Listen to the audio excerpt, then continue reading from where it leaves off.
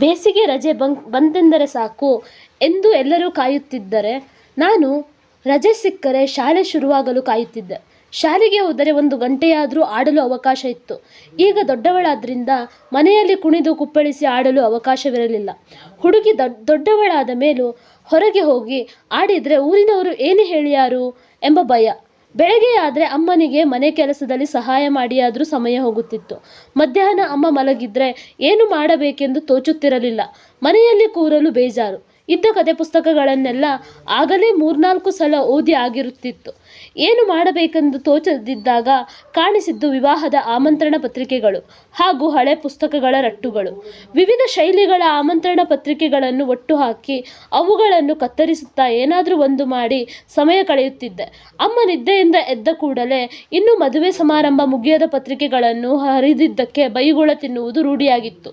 ಹೀಗೆ ಸಣ್ಣ ಪುಟ್ಟ ಕರಕೌಶಲಗಳನ್ನು ಮಾಡುತ್ತಾ, ಕತೆ ಪುಸ್ತಕ ಓದುತ್ತಾ, ಹಳೆ ಬುಕ್ಕುಗಳು ರಟ್ಟು ಹಿಡ್ಕೊಂಡು ಕಂಪ್ಯೂಟರ್ ಮಾಡುತ್ತಾ, ಹಿಂದಿನ ತರಗತಿಯ ಪುಸ್ತಕಗಳಲ್ಲಿ ಇದ್ದ ಚಿತ್ರಗಳನ್ನು ಕತ್ತರಿಸಿ ಒಂದು ಪುಸ್ತಕದಲ್ಲಿ ಅಂಟಿಸುತ್ತಾ ನನಗೆ ಮುಂಚೆ ಬೋರಿಂಗ್ ಎನಿಸುತ್ತಿದ್ದ ಬೇಸಿಗೆ ರಜೆ ಮನೋರಂಜಕವಾಗಿ ಕಳೆಯುತ್ತಿತ್ತು.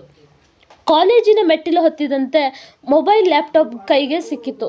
ಇಂದಿನ ಸ್ಪರ್ಧಾತ್ಮಕ ಜಗತ್ತಿನಲ್ಲಿ ತಾನು ಹಿಂದೆ ಉಳಿಯಬಾರದೆಂದು ಜಾಲತಾಣದಲ್ಲಿದ್ದ ಕೋರ್ಸ್ಗಳಿಗೆ ಸೇರುತ್ತಾ ಕಾಲ ಕಳೆಯುವುದು ಅಭ್ಯಾಸವಾಯಿತು.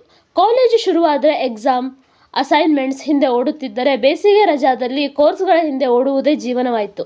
ಕೆಲಸಕ್ಕೆ ಸೇರಿದ ಮೇಲೆ ಈ 1 ದಿನ ರಜೆ ಸಿಕ್ಕರೂ ಇಡೀ ದಿನ ಗೆಳೆಯರೊಡನೆ ಹೊರಗೆ ಸುತ್ತಲು ಹೋಗುವುದು, ಸಿನಿಮಾ ನೋಡುವುದು, ಸಾಮಾಜಿಕ ಜಾಲತಾಣಗಳಲ್ಲಿ ಸಮಯ ಕಳೆಯುವುದು, ಹೀಗೆ 24 ಗಂಟೆ ನನ್ನನ್ನು ನಾನು ತೊಡಗಿಸಿಕೊಂಡರೂ ಏನೋ ಒಂದು ಬೇಜಾರು, ಏನೋ ಕಳೆದುಕೊಂಡಿದ್ದೇನೆ ಎಂಬ ಭಾವ. ಜೀವನ ಬೇಸರವೆನಿಸುತ್ತದೆ.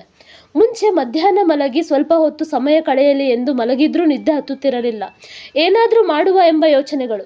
ಈಗ ಮಾಡಲು ಸುಮಾರು ಕೆಲಸವಿದ್ದರೂ ಮಧ್ಯಾಹ್ನ ನಿದ್ರಾದೇವಿಯೇ ಆವರಿಸುತ್ತಾಳೆ.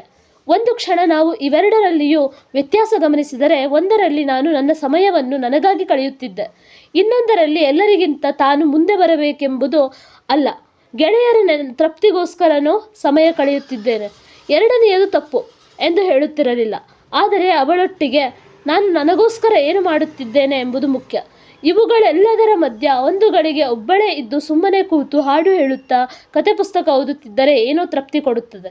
ನಮಗೋಸ್ಕರ ನಾವು ಏನು ಮಾಡುತ್ತಿಲ್ಲ ಎಂದ ಕೂಡಲೇ ಈಗ ಜಾಲತಾಣಗಳಲ್ಲಿ ಏನು ಮಾಡಬಹುದೆಂದು ಹುಡುಕಲು ಶುರು ಮಾಡುತ್ತೇವೆ.